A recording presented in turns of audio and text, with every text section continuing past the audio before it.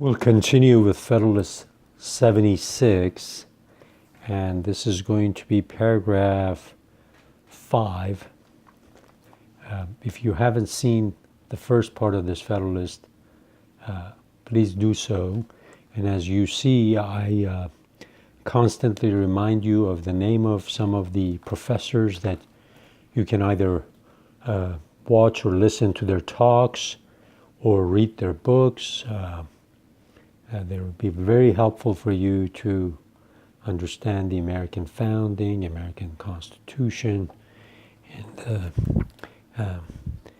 early American history. Paragraph 5 starts with, "The sole and undivided responsibility of one man will naturally beget a livelier sense of duty and a more exact regard to reputation." So as you remember from part 1, we said that Hamilton says it's better for one person to nominate these ambassadors, these judges, or other officials, and rather than a group of people trying to find this person and nominate him. And then a small assembly can confirm, approve, concur, or not. So that's where he's starting with this line again. "He will, on this account, feel himself under stronger obligations and more interested to investigate with care the qualities requisite to the station to be filled, and to prefer with impartiality the persons who may have the fairest pretensions to them. He will have fewer personal attachments to gratify than a body of men who may each be supposed to have an equal number, and will be so much the less liable to be misled by the sentiments of friendship and of affection. A single well-directed man, by a single understanding, cannot be distracted and warped by that diversity of views, feelings, and interests which frequently distract and warp the resolutions of a collective body. There is nothing so apt to agitate the passions of mankind as personal considerations. Personal considerations, whether they relate to ourselves or to others, who are to be the objects of our choice or preference.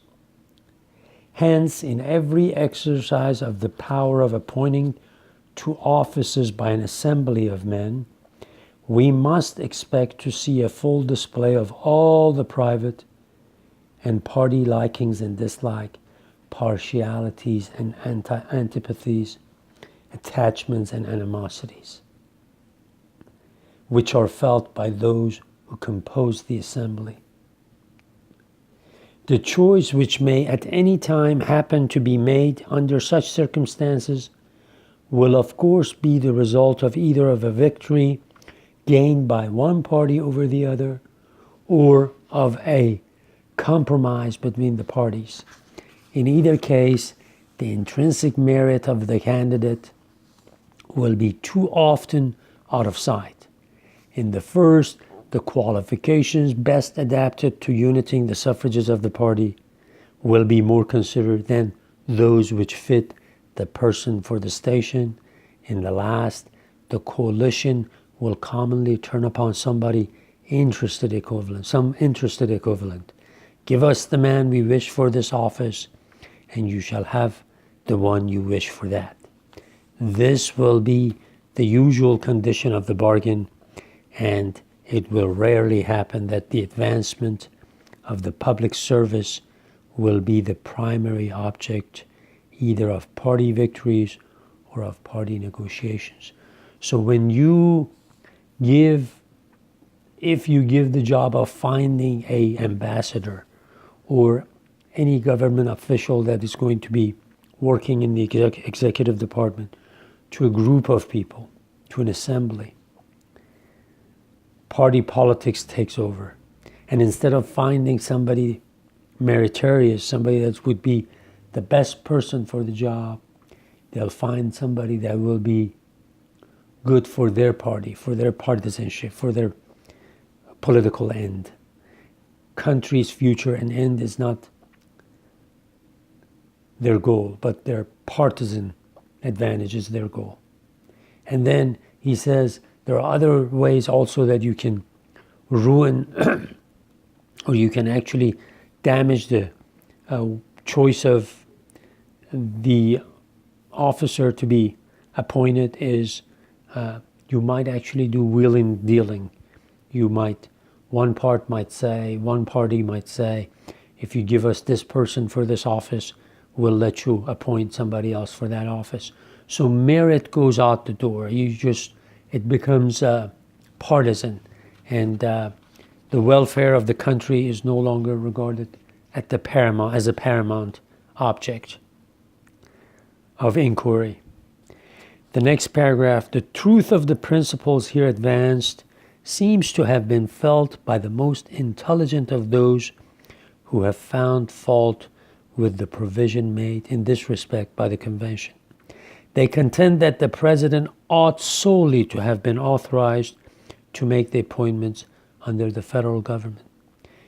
But it is easy to show that every advantage to be expected from such an arrangement would, in substance, be derived from the power of nomination, which is proposed to be conferred upon him, while several disadvantages which might attend the absolute power of appointment in the hands of that officer would be avoided.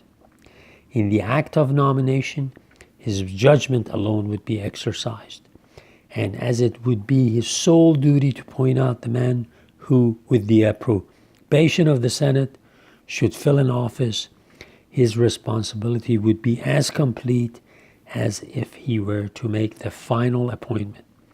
There can, in this view, be no difference between nominating and appointing. The same motives which would influence a proper discharge of his duty in one case would exist in the other.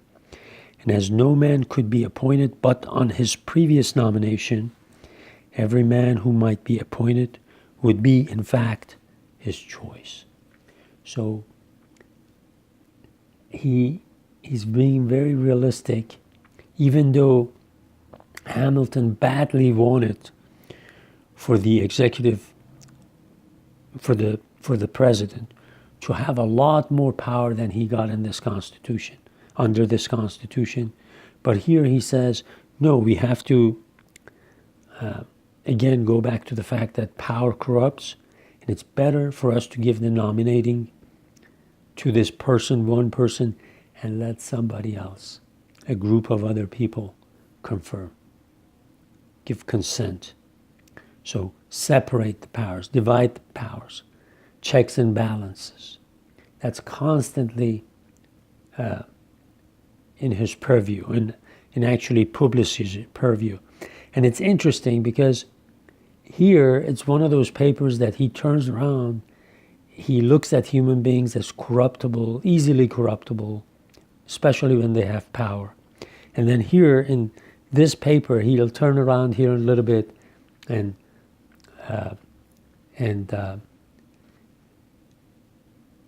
accuse the critics of having so little trust that they think everybody could be corrupted.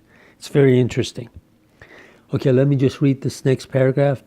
But might not his nomination be overruled? I grant it might, yet this could only be to make place for another nomination by himself. The person ultimately appointed must be the object of his preference. Though perhaps not in the first degree, it is also not very probable that his nomination would often be overruled. The Senate could not be tempted by the preference they might feel to another to reject the one proposed, because they could not assure themselves that the person they might wish would be brought forward by a second or by another subsequent nomination. They could not even be certain that a future nomination would present a candidate in any degree more acceptable to them.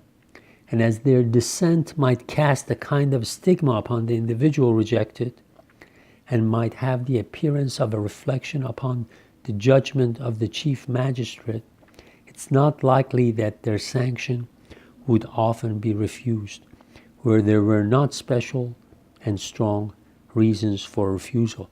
Unless the senators are absolutely corrupt, they are not going to refuse everything, every nominee that the president sends to them, because they'll realize that they'll stigmatize the person if they reject it just out of partisanship. And they themselves will start looking back. Now, we say this, as you know, in 2016, partisanship was so much that somebody who was nominated for the Supreme Court was just constantly pushed back by the senators because of certain agendas. So we actually can see in the U.S. government right now this idea that Publius had, how power corrupts, and nobody's immune from it. All human beings, when given authority and power, they're corruptible. And that's why we should set a system where doesn't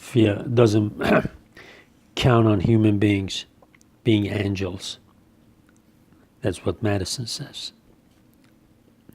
So we'll finish the rest of this paper in the next part.